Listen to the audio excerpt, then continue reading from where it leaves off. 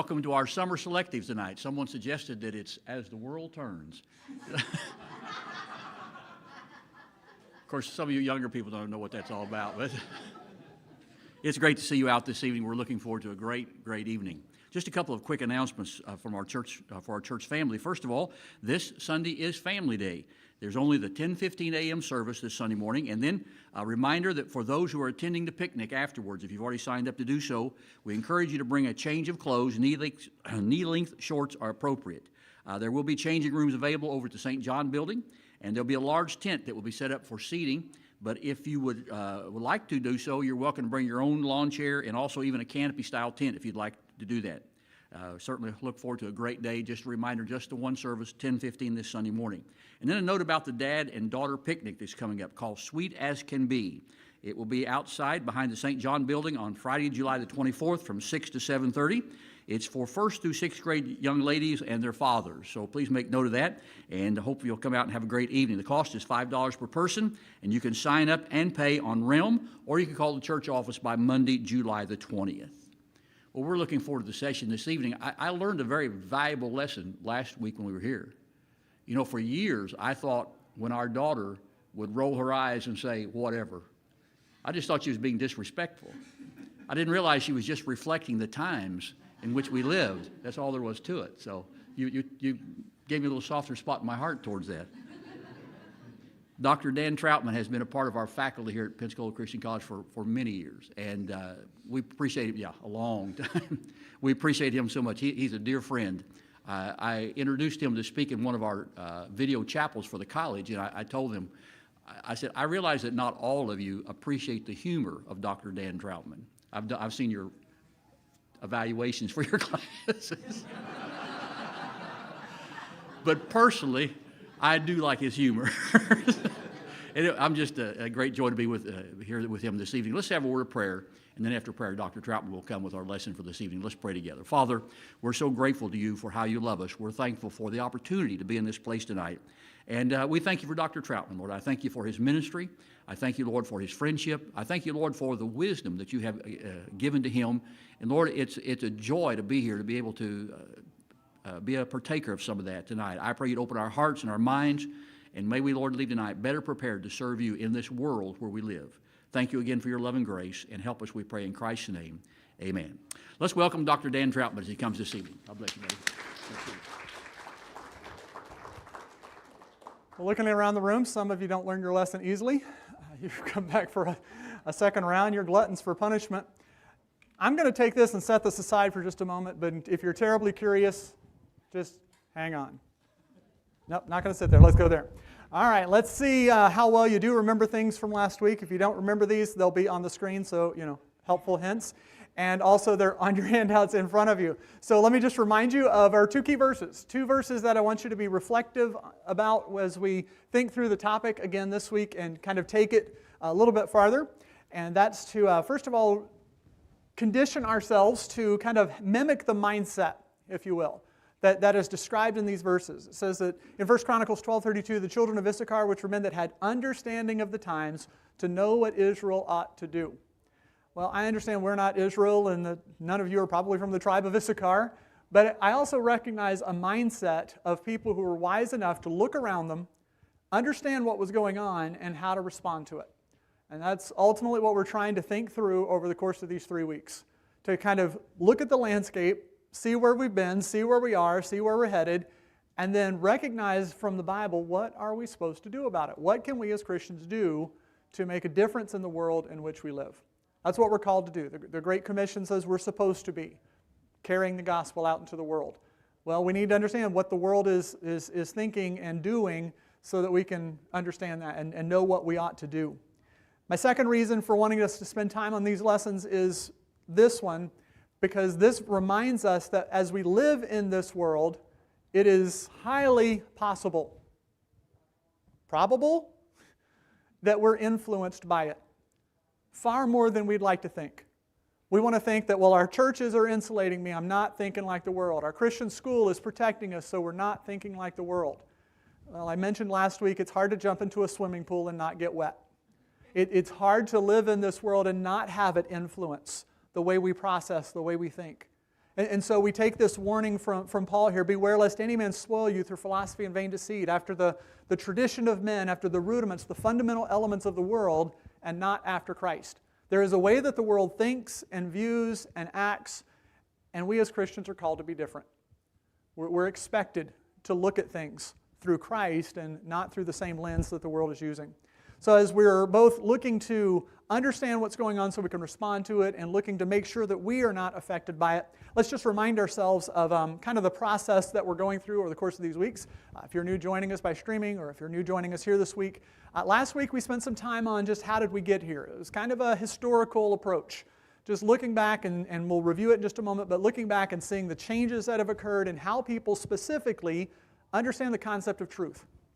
Too much going on to try to hit everything that's happening, but we're focusing on the issue of how does the world know things? How do they have truth? What do they believe is true? And then from that, you get all the right and wrong and the implications and the ins and outs and the behaviors. So we're looking at how did we get here where we are? This week we're going to spend some time looking around and saying, okay, well, where are we? What does that really mean? If this is their understanding of truth, what are the implications of that? And I think you're going to see a lot of examples that will resonate with us. That as you think about, if you have been paying attention to the news and culture and society, and you look around you, you'll be like, yeah, I see that. And now I have a little bit better understanding of why that's the way people think about things. Why are they processing information this way? So we're going to look around and see why are we here, and then, or where are we? And then next week, we'll focus more intently on, well, what do we do about it? So as we go to week 2, let me just remind you some of the lessons that we covered quickly last week. I'm not going to try to reteach all of that. You can go back and watch the video again if you want to review any of that information. But just think about what we said. We're talking about pre-modernism is what we called it. Prior to the 1600s, if people processed truth, if they believed something, it was probably because that's what the generation before them had believed. Truth was handed down. And so people believed in truth. If you asked them, can you know what is true? Can you know something? They say, sure. Well, what do you know? Well, I know what the generation before me knew, and I knew what them before me knew. And so truth was proposed, and so they accepted truth. If you have a good source of truth, then that can be a good thing. Many people accepted the Bible as authoritative information. They didn't try to prove it. They weren't obviously there to see much of it. They accepted it by faith. It's not a bad thing at all. But what happens when your authority that's giving you truth gets corrupted and is propagating lies? And we saw that happen very, very readily. As people learned to be distrustful because information was proven and demonstrated later to be false. And so their source of truth caused some questions and some challenges and some concerns for them. So by about the 1600s, people were looking for truth in a different way. They had learned to be distrustful and kind of cynical towards what they had always believed and what they had always been told. And they started seeing some validity to searching for truth and finding things and discovery, and boy, they saw a lot of great success from it. And so it kind of fed on itself and like, oh, well, we'll discover more and more. And so understand with modernism, truth still existed. Truth was a thing, but instead of you telling me what truth is, I discover truth. I go out and find truth. And so truth becomes what I validate, what I verify, what I can see, what I can put under the microscope, what I can demonstrate through the scientific method. So still a hold to truth, but truth come about in a very, very different way. We said even that, though, eventually became kind of a bit of disillusionment and transitioned to what I'm referring to here as postmodernism. A view of truth that says, well, maybe it's not that truth is handed down, maybe it's not that truth is discovered. We'll see tonight, maybe truth is simply personal. Maybe truth is just my experience. And if that becomes your view of truth, then it's going to have a lot of implications. And that's really what we're going to dwell on and focus on tonight. So as you follow through with your handouts, it's labeled there, what characteristics of postmodernism. Those of you following by way of home, simple outline, but we're just going to work through, and I'm going to give you 5 realities, 5 things of postmodernism. If you had to say, well, what does it mean to be postmodern? Well, this is what I'm going to describe for you. At the very root, and what we've been looking at already is the concept, number 1 here, truth is relative. Relativism, if you want a fancy ism word for it, because you've got to be academic and put an ism on the end of something, right? You've got to make yourself sound smart. So truth is relative. Here's the idea. Let's understand where it came from. Remember that progression. Well, we get to modern times. People had kind of convinced themselves that truth had to be proven. If I'm going to know something, I've got to be able to prove it. I've got to be able to put it under the scientific method. I've got to be able to reproduce it in a laboratory. I've got to be able to see it with my own eyes. Well, if that becomes your standard way of knowing something, all of a sudden it dawns on you at some point, you know how much stuff I can know? Not very much. If the only things I can know are things that I can put under a microscope, well, I can't put a lot of life under a microscope. I mean, much of life is not scientific in that regard. It's not reproducible in that way. And as more and more things start being realized that, science can't tell me this, and science can't fix this, and science can't understand that, all of a sudden you start, the amount of things that you as a person or as a culture is what we're saying here, you can know for certain, by definition gets smaller. You cut yourself off from really being able to know anything. So add then into that this dynamic. Okay, what did modernism tell us? Who was the one that got to discover everything? Who was the center of everything? Well, I was. Man became, don't give me external authority. Don't tell me what God tells me. I want to discover it myself. And don't tell me what you say. I want to see it with my own eye. Well, once I become the center of truth, then something else dawns on me.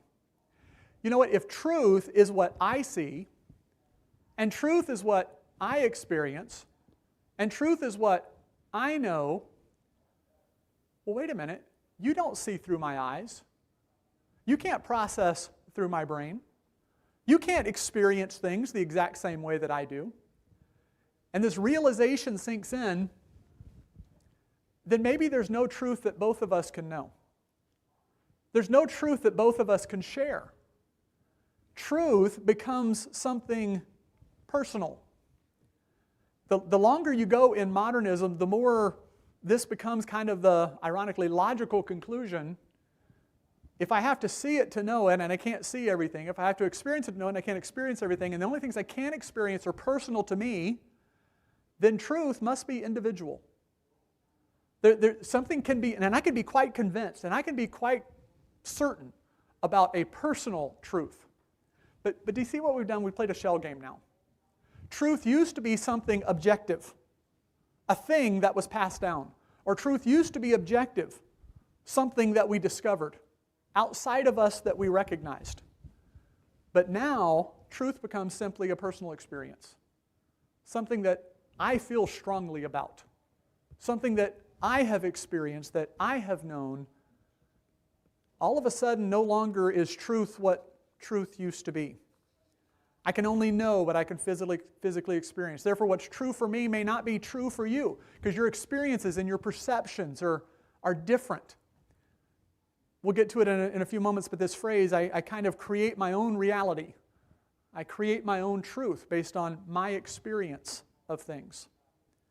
Now, if you want to see an example of processing everything through my personal experience, and you want to see if this is prominent in culture or not, I want you to think about the reactions and the emotions and the statements that you have heard made, if you've been on social media at all, in the last several weeks about the issue of racism. It's been obviously a big deal, but you've probably heard sentiments like what I'm about to describe. You've probably heard some people saying, this whole racism thing is completely overblown. There's no real racism. It's just a couple of people that are just upset about something. There really is no racism in our culture. Well, some of the people that are saying that are probably saying it for this reason. They haven't experienced that. Whether they're of a race that doesn't typically experience prejudicial treatment, or they just haven't been around people that have mistreated them. So their temptation is to filter everything through their personal experience. I haven't been treated poorly, so there's no racism. Is it possible to have the other direction occur? I have experienced mistreatment, or we have an example of mistreatment, and all of a sudden, because of that example, that determines everybody's reaction. That everything is racist, and every policeman, and every system, and every, all of a sudden we go both directions with this, and it's because we're filtering everything through our own experiences. My experiences are determining reality. That's the perception of truth. If you're going to live this way, if you get to the point where truth is not a thing out there to either be handed down or to be discovered, where truth is simply my experience, then what we're ultimately ending up with is, instead of absolutes, we used to refer to absolutes as moral truth, something to which we're all accountable, something that always is. Well, you really can't have that now under relativism. And relativism, because everything is a personal experience, the best you can have is what we would traditionally call a preference. You can have a preference for this. You can have a strong preference for this.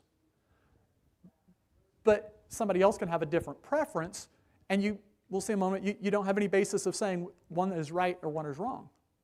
All you can say is that they're different. So everything gets down to preferences. Now, I'm not criticizing preferences here. Is it okay to have preferences about things? Well, absolutely. I went to Four Winds for dinner tonight, and there's 8 different lines, and there were some I did not go down. There were some I wanted to go down multiple times because I liked what was there. It's okay to have preferences about things, but listen, when we're talking about morality, when we're talking about right and wrong, if right and wrong is determined by a personal preference, you understand what that will do to a society? What that will do to a culture? When there's no constant standard, there's nothing against which to evaluate behavior, that's what relativism does. Once we abandon the concept of absolutes, we abandon the concept of truth, make truth only personal, then absolutes simply give way to preferences. Let's take that then to the next level. Everything else I'm going to show you really is kind of built off of this. Once you understand relativism, that there's no external truth, truth is simply what I've experienced. Once you get there, you're going to see the rest of these just kind of follow right along. For example, all differences must be accepted. In this mindset, in this worldview, if you abandon the concept of external absolutes for internal preferences, then understand that everything then is on equal playing field. No view is better than any other view. No teaching is better than any other teaching. No truth is better than any other truth. All truths are equally valid. So when we talk about all differences must be accepted, we're still looking at it in the context of truth. The word for it is pluralism. Now I want to be careful because there is a pluralism that's not wrong. I don't want you to think these are, I'm teaching you, Christian bad words or something. These are not bad words. Pluralism can be simply recognizing that differences exist. Do we acknowledge that differences exist between different people and different things? Yes. I mean, look around the room. We look different. We act different. We understand that in this world there are people of different faiths and different beliefs and different behaviors. We acknowledge that those differences exist, but it's a whole different thing when you're talking about valuing those differences. Pluralism and relativism tells us we can't say that this difference is better or worse than any other difference. And we have to say, because we can't say one's better than the other, your view is just as valid as mine. And my view is just as valid as yours. Your experience, I have to accept it as true. And you have to accept my experience as true. And we all just have to, in that regard, accept each other. So in a sense, pluralism doesn't just acknowledge differences, it requires them. I have to allow you to do what you want, and to be what you want, and to feel what you want, and to think what you want, and to behave in a manner that's consistent with your truth, your reality. All ideas and all beliefs are put on an equal basis. They all have equal status. Everything is, in that sense, a level playing field, and I can't assume superiority of my views over your views. Say, well, does this really happen? I mean, do we really see this? Are you just making this up? Well, let me give you an illustration. I was in a hospital here in town a couple years back. I was taking one of my kids in for something, and we were on the elevator, and in the elevator they had a sign posted. The hospital was doing kind of a publicity thing where they were promoting their core values, their organizational values, and saying, oh, this is what we hold to, this is what we believe. And so they had the sign there, so it would give you something to do while you're waiting on the elevator, I guess. And so you could read the sign and see their core values of this institution. So I'm going to show you the sign. I took a picture of it, blotted out the names. I'm not trying to offend anybody here. No, not trying to critique anybody's truth. But I do want to illustrate it. So here's the sign, and I'm reading through this, and I teach some of this stuff in some of my classes. So there was a statement that kind of caught my attention. Let me zoom in on it for you so you can see it. The statement said this: recognize that your reality is not superior to others, and that you can learn from everyone around you. Now, it's one of those nice little platitudes that you kind of just feel a warm fuzzy about when your reality is not superior to that. But then I started thinking about it. I wonder what the reality was of the engineer who designed this elevator. I hope his reality was remarkably similar to my reality. I hope his understanding of gravity and weight loads and how big the cable ought to be, I hope he had a grasp on reality that I can concur with. Because I can think about what does that mean that somebody else's reality is different than yours? Well, what they're saying is you can't critique somebody else's conclusions. You can't assume your conclusions are better than their conclusions. Whatever they do and whatever they value and whatever they feel, they have equal right to that you do, and so your views are in no way, shape, or form should be viewed as superior to their views. That's postmodern pluralism. That's this idea. So what it requires then, and now this is the buzzword of society. You hear this all the time. It requires toleration. Toleration is a key word in today's society. And I want you to understand why it's so important. Why are people so fixated on this concept of toleration? Well, it's because of this. They've adopted a view of truth that said every person's individual conclusions on truth are equally valid. So you can't acknowledge or discriminate against anyone else's. You have to accept all views as equal. We think about equality. Equality is definitely an important word. It resonates in today's society. It's the cry of culture. We have to have transgender equality, gay equality, women's equality, concepts like oppression and injustice. Now, please don't misunderstand. I'm not minimizing those things when they occur. But you understand why they become such a big deal in today's society. Why are people so up in arms when they see what they call an injustice or they perceive an oppression of a certain group or a certain person? That is going to really agitate them, resonate with them, because fundamentally it violates their worldview that everybody must be accepted and tolerated. Now, I know what you're already thinking because it's what I think every time I go through this. Okay, well, if our world is so tolerant, how come nobody seems to put up with my views? Because we look at how the world views Christianity and how the world views us as conservative Christianity in particular, and we're like, I don't see the same toleration that everybody else gets. Okay, well, just understand what's going on. Because we have a worldview that excludes their conclusion. As Christians, our worldview says there is such a thing as right and wrong. There is such a thing as good and bad. And I can evaluate on the basis of an objective standard what is good, what is bad, what is right, what is wrong. And they look at us and say, no. In other words, the only thing postmodern pluralism cannot tolerate is a view that they believe to be intolerant. So don't go around expecting that the world's going to tolerate you just like they tolerate everything else. You can't be included in their system if you're going to hold to a different view of truth. They won't let you play that game. You don't get to be a part of it. You won't be tolerated.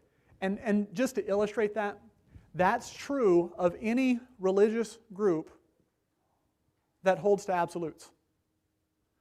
If you want to see it, look at how things like our world and the media portrays things like Islamic fundamentalism. Now, obviously, I'm not defending in any way behavior of terrorists. But do you understand why even the rankest of liberals, generally speaking, will say, this is wrong? Why do they exclude it? Because those individuals accept absolutes and they believe absolutes. They won't have any more credibility for anybody who holds to something strongly.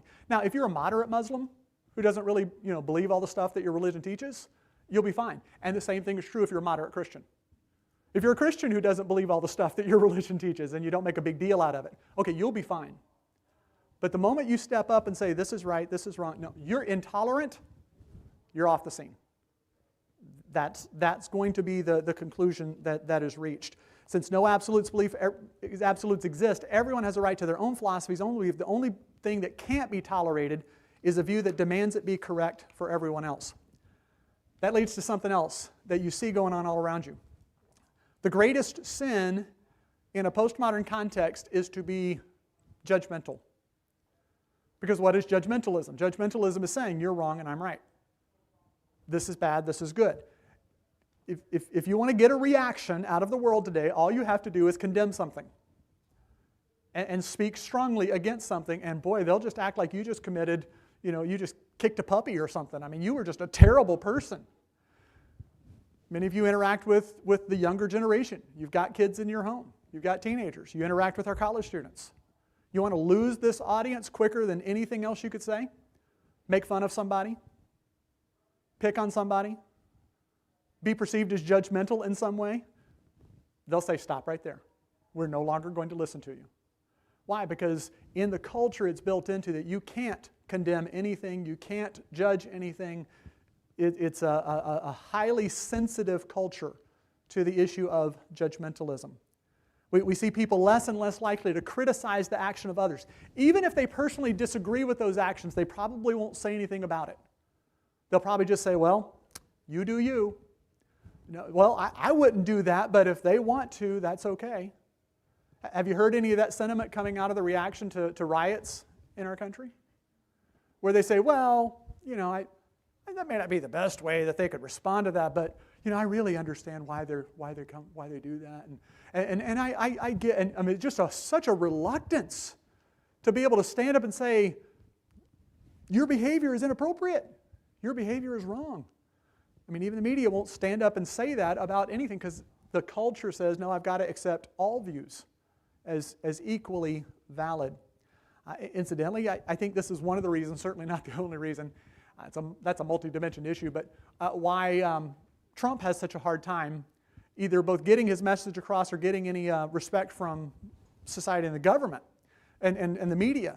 Why? Because, listen, agree with him or not, he believes what he believes strongly, and he holds nothing back. He'll tell you exactly what's, and there's no filter there. He will tell you exactly what's on his mind, and he'll tweet it at 3 in the morning. And the media just like, they're shocked at why are they so offended by him? Well, he's running contrary to the worldview. He's not processing truth the way they feel like it should be processed. So like I said, I'm not validating everything that gets sent out on the Twitter feed. I'm just saying I understand why they have such a hard time with him. Because like it or not, he speaks in very absolute terms, and it just irritates the postmodern pluralist out there to no end. Let me show you a third one. Third characteristic.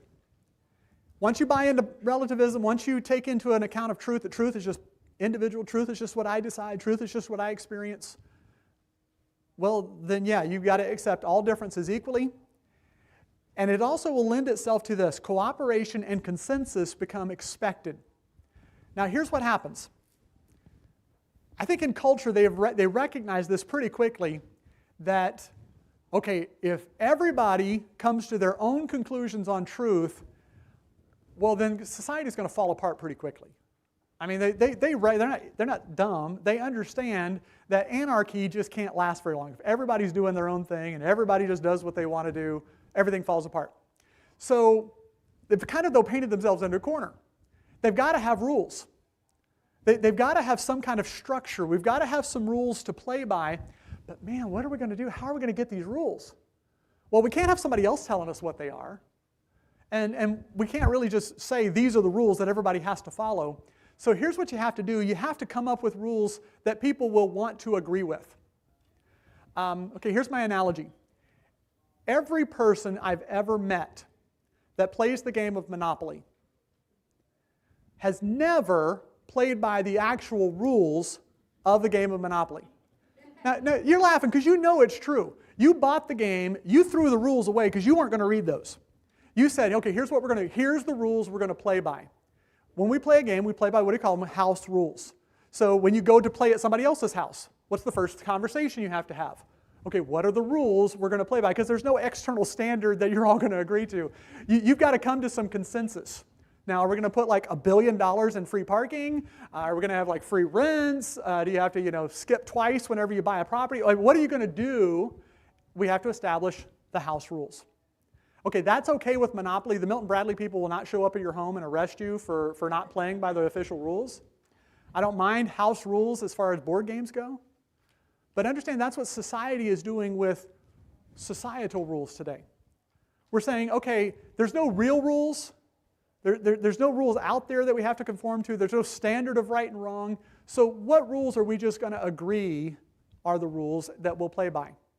So it lets you have an organized society. It lets you still have some structure.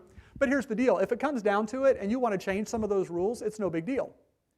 If we used to play by this rule, but now we want to play by this rule, well, we can do that. Why? Because as long as we as a society agree to it, as long as we're all on board with it, public consensus, public opinion becomes then ultimately what determines right and wrong, the rules that we're going to live by. So when I say cooperation and consensus, well, you got to have some structure, so where does it come from? It doesn't come from absolutes, it comes to truth by consensus. Truth becomes what we as a community agree to and accept, not some outside entity telling us right and wrong. That's why they're going to get offended if you out in front of your courthouse put a list of rules that God wrote.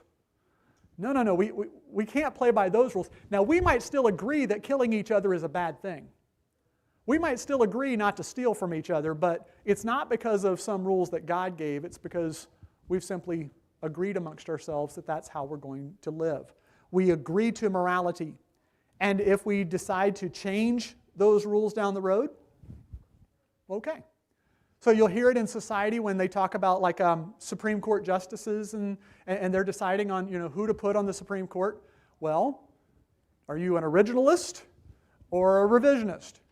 Do you hold to what those words meant hundreds of years ago? Or do you think they're open for interpretation based on contemporary societal standards? It's a very different judicial approach.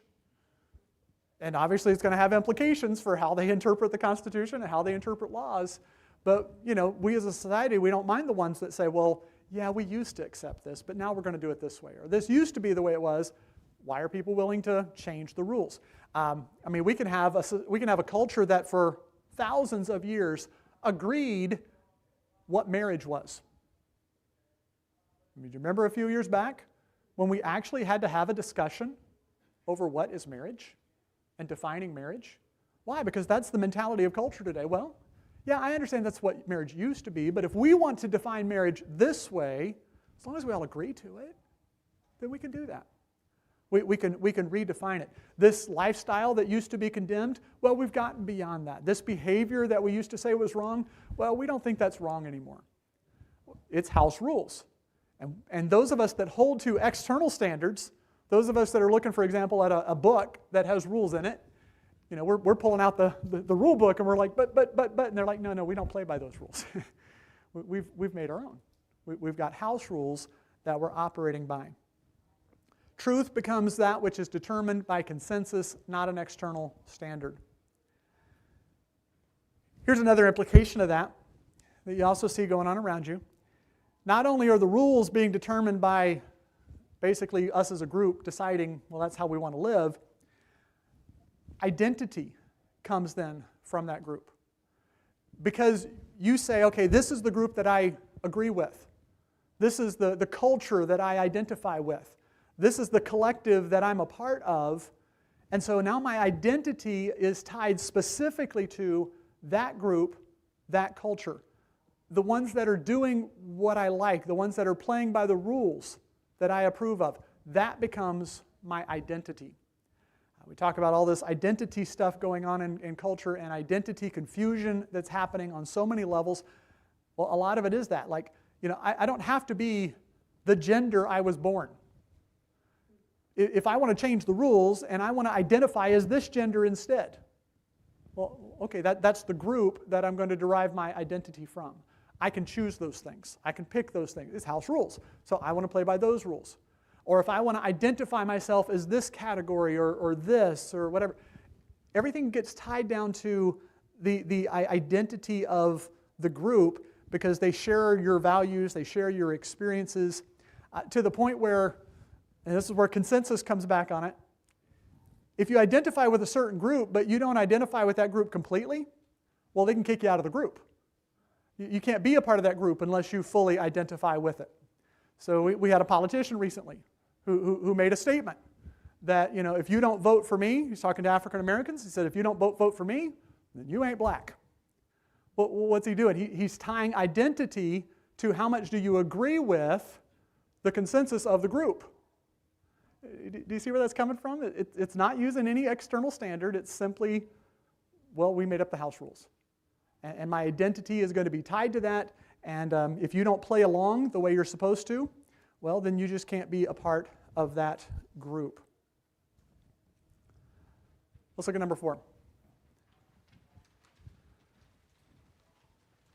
Number 4, you've heard the term pragmatism. The idea the end justifies the means. See where it comes from. I said it's coming out of relativism. Once you adopt the idea that truth is individual, well, then right and wrong becomes then determined by whatever gives me personally good results. The right thing to do becomes what benefits me personally. The wrong thing to do is that which is a detriment to me personally. I start evaluating good and bad, right and wrong, on the issue of personal benefit. What do I like? What do I want? Remember, it's all about preferences. So I get to pick and choose how I'm going to live and what I'm going to do. I make my decisions on the basis of function rather than absolute standards. Right and wrong determined simply by the results that you get. Now, if you're going to do that, if you're going to determine right and wrong simply on the basis of results, and understand, I'm not against results. I like results. I like good results. I like when good things happen. But if right and wrong are simply determined by the results that you get, tell me if you see this in any elements of society around you.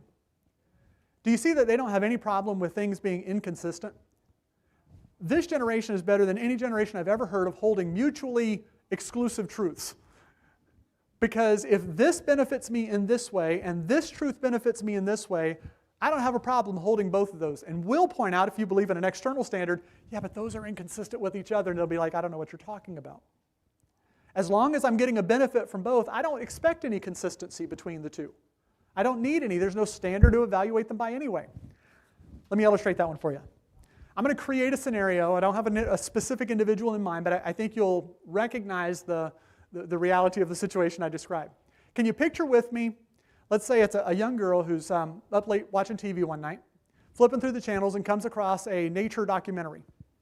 And on this nature documentary, it's about the evils of people up in Alaska who are hunting and harvesting seals. And so she watches this documentary, and these people go out on the ice floe and they got their club and they go bonk a little seal on the head and they bring it back and they skin it and they go sell the pelt. And I mean, this girl's watching this, she's horrified. I mean, this is a tragedy. This is the worst thing she's ever seen in her life. This is terrible. So let's say she gets so motivated, she cleans out her savings account, hops on a plane, flies up to Alaska, and joins a protest out on the ice floe, stop killing the baby seals. Because she's so emotionally connected to those cute little fur balls that she just can't stand the thought of them being bonked on the head. She's attached to that. She invests in that. She'll protest that, and she'll do it until they stop. She doesn't want the baby seals killed. Is it unreasonable if you found out the same young lady the next weekend hopped on a plane, flew to Washington, D.C., participated in a protest there, but this time her sign says, I have a right to choose. I can do what I want with my own body. Now, if we look at that scenario, who hold to a standard of morality that is determined by something outside of our own personal experience, we look at that and go, wait a minute. Save the baby seals, kill the baby humans. We say, that doesn't make sense. But she would look at you like you had 3 heads. Like, I don't see what the problem is. If what I want, what benefits me, what makes me feel good is to protect this little fuzzy baby seal, at the same time, what I want is the right to live how I want and do what I want with my own body, as long as each of them is giving her some practical benefit, they don't have to be consistent with each other. See, that's what happens when you buy into this view of truth. When truth becomes simply personal, you're just going to live life on the basis of right and wrong being determined by what benefits me now. And if what benefits me tomorrow is no longer the same thing, then I can change. I can be flexible. We see it in cultural society, in culture and society with morality. Yes, culture used to be against something, but now we want that, so we'll be in favor of it. We used to not like this, but now we like this, so now we can go for it. You can see media flip-flopping on things. Positions that a politician held 5 years ago that they had no problem with, now they critique. and a position that somebody holds now that there's no problem with 5 years ago, they were adamantly that this was a horrible thing. See, we'll look at it and go, you're terribly inconsistent. I just have to scroll past that stuff on Facebook because it drives me nuts. It's frustrating if you have a standard. But if you don't have a standard, anything goes. You can be pragmatic all day long. We can have abortions because they're convenient. We can perform embryonic stem cell research but think of all the lives that we'll save. Think about the lives that we're taking. I'll be dishonest at work so that I don't get fired. I'll gamble and it's okay because I promised to tithe. Sounds like a good deal. All the preachers said amen.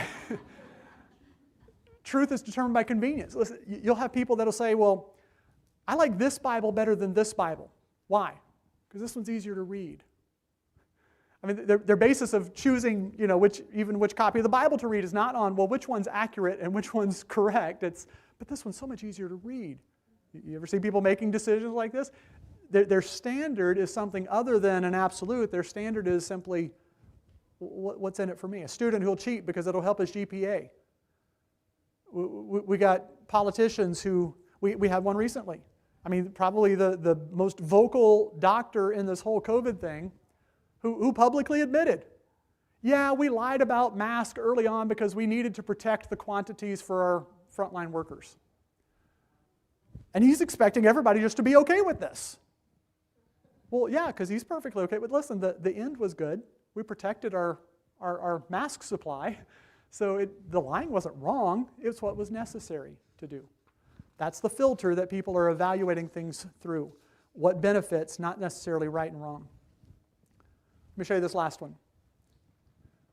The fifth implication, if you buy into relativism, then you're also going to take this perspective on religion in general, and that's religion becomes less and less relevant. I say it here, religion is de-emphasized. You're living in a culture because they've adopted this perspective of truth that is taking a different approach to religion than they ever have. Religion, think about it, by its nature, traditionally, what does a religion do? It tells you what some God has to say. I'm not just talking about ours, I'm talking about any religion. The point of that religion is to say, well, there's a God somewhere who is something, and He's given us these things that we're supposed to do. That's what religion is. Well, it makes sense that if you're of the persuasion that those rules don't exist, then why do I care what that God has to say? Why do I care what that book says? I don't believe in those things. And in fact, I say here, potentially dangerous. You understand that the more convinced you are of something that everyone else doesn't believe doesn't exist, they start looking at you a little funny. This is where my little friend comes back in. Let me just suggest to you, you may not have known this about me, I was surprised Dr. Atkins didn't bring it up in his introduction, but I am the world's foremost authority on pink unicorns. I mean, listen, nobody, do my Trump impression, nobody knows pink unicorns like I know pink unicorns. I mean, I've written papers on pink unicorns, I've read books on pink unicorns, I've done research on pink unicorns. I know pink unicorns. Now listen, here's the deal.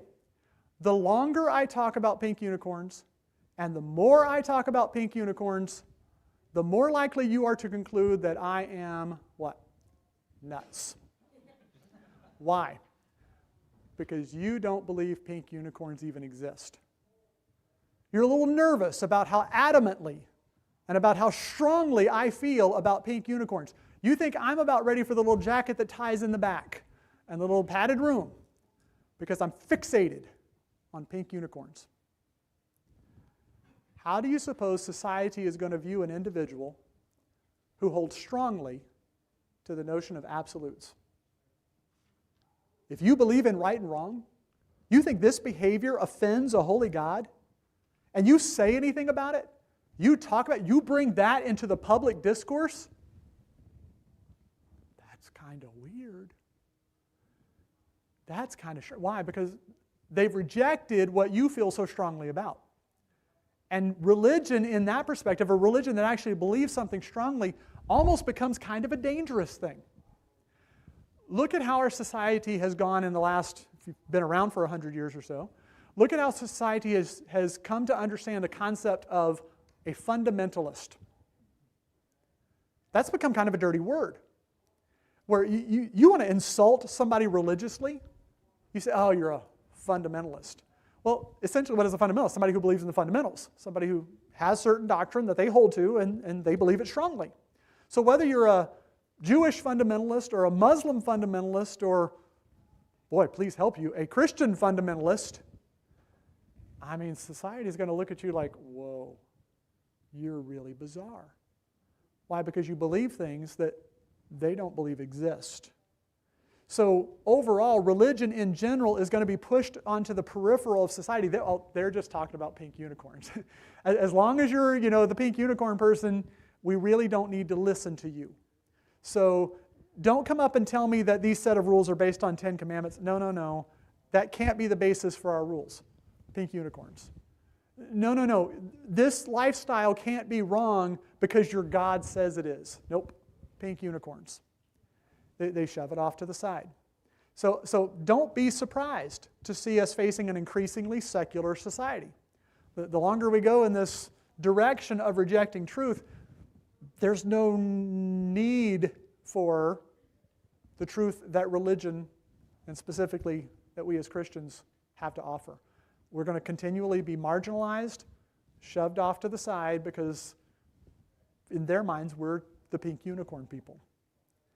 Now, having said that, let me point this out to you. Does that mean that religion goes away in a postmodern society? You can say, well, wait a minute, Dr. Troutman. I get what you're saying, but I'm looking at the numbers. I mean, I'm looking at, churches that are, mega churches, and, we can all think of examples of churches that are filling up basketball arenas and books that are being sold and all sorts of stuff where it sure looks like there's a lot of people interested in religion. Okay, here's my suggestion to you. I'm suggesting to you that they're looking at religion. Religion can still be popular in a postmodern culture if it offers something other than truth. Okay? So you bear me out. You check this out and bear me out on this. The things that are thriving in that regard, these mega churches that are filling up basketball arenas, I want you to evaluate, are they offering something other than absolutes? Are they offering something other than truth? Here's what I suspect. Religion can still gain a hearing and can still thrive in a postmodern world if it offers entertainment rather than fulfillment. Let the implications of that sink in. Are people interested in entertainment? Yeah, we like diversions. We like to feel good. We like to be happy. We like to be entertained. We want to watch the show. I'm afraid there's a lot of Christian ministries that in a desperation to grow and to thrive in a postmodern world are saying, okay, we'll give you entertainment then. We'll give you music that you want to listen to, and we'll give you a show to watch, and we won't be up here talking about pink unicorns. We won't talk to you about God and truth and absolutes and right and wrong. We'll be very pragmatic. We'll come to our church and we'll give you 5 ways to have a happy marriage. Because everybody wants to have a happy marriage. We'll teach you how to do this or do that. They offer pragmatic solutions. Will people be interested in something like that? Yes. Listen, you get a church that says, this is right, this is wrong, because God said so, and you better change. I'm not going to expect people in a postmodern society to go, wow, I've been waiting for that. That's probably not going to be what is attractive in that sense. So when we think about, and I'll give you some questions later to evaluate, be thinking about our understanding and our perspective of church.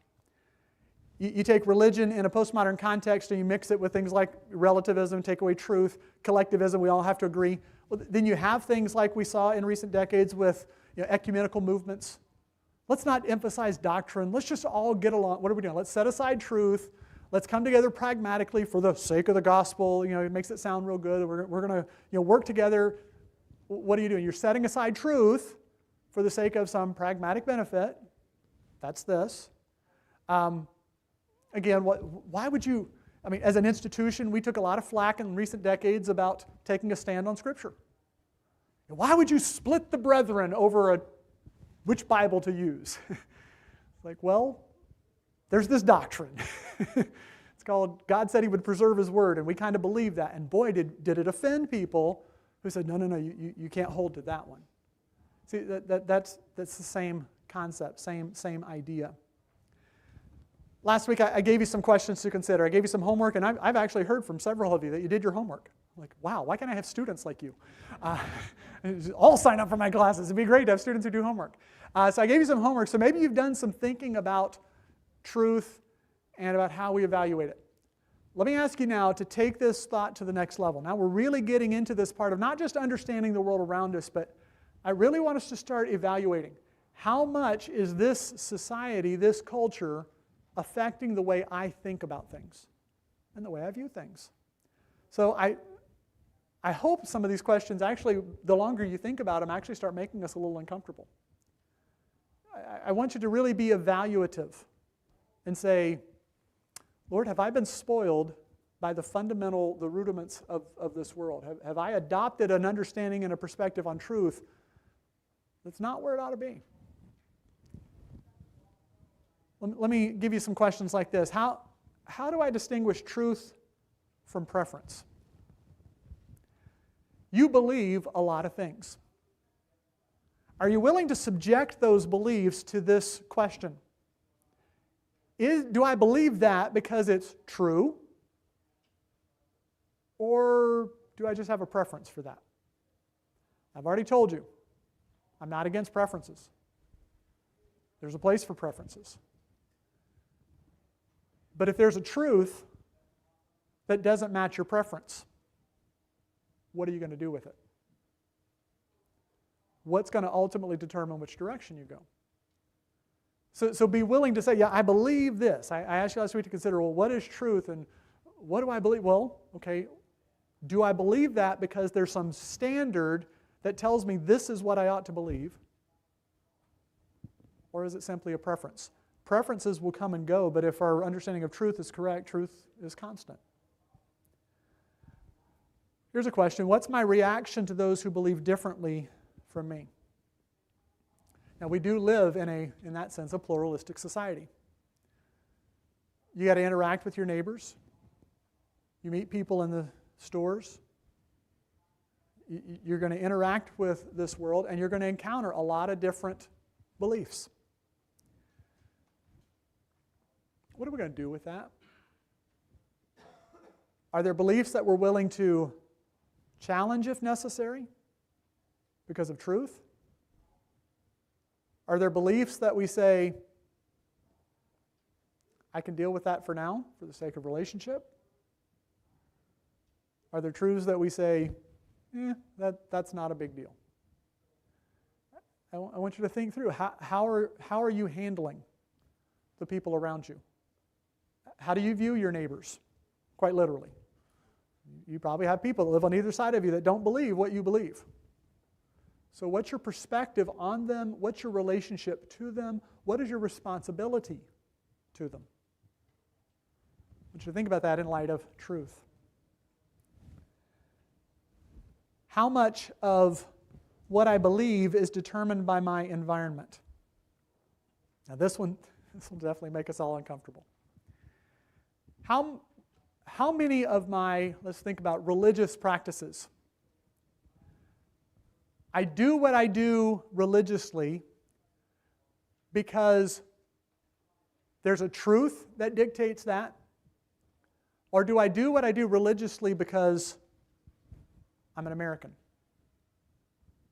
Now, if you want to see something like that, if you want a good way to illustrate that, you got to, at some point in your life, go on a mission trip. That'll really open your eyes to how much of what we call Christian is really just American. Because when you start looking at another culture and Christian with a Bible, and you'll see some differences. And I'm not justifying and saying all those differences are good and valid. I'm just saying I think a lot of times we've just accepted that whatever my culture has dictated Christianity to be, that's what's right. Should we have a different standard than simply American Christianity? Is there a different way to have we simply adopted one form of consensus for another? We'll critique the world when they do stuff by house rules, but how much of our Christianity is determined by house rules? How much of it is actually dictated by, well, the Bible says I should, and the Bible says I shouldn't? So I want you to kind of go through the process. Think about what it means for you to be a Christian, and be willing to ask the hard question. Do I do this? Do I believe this because it's Christian, it's biblical, there's a standard that I can compare it to? Or is there something else that's driving our behavior? And if so, is that a good thing, bad thing? What do I do with that? I'm going to ask you to ask yourself the question, what is the role of pragmatism in my life? How much of what I do is what I do simply because there's a personal benefit involved? I've said before, I'm not against doing things that work. I don't mind personal benefits. I like eating food that tastes good. I like participating in activities that feel good. I don't mind doing things if there's a personal benefit, but you ought to be willing to ask yourself, how many of my decisions that I made today simply were because of an outcome I could receive, or how many did I make because this was the right thing to do? And maybe one way to see that is, did I do the right thing even though there was no personal benefit to it? Maybe that's another way to ask the question. Okay, I did the right thing and nobody saw it, so nobody patted me on the back.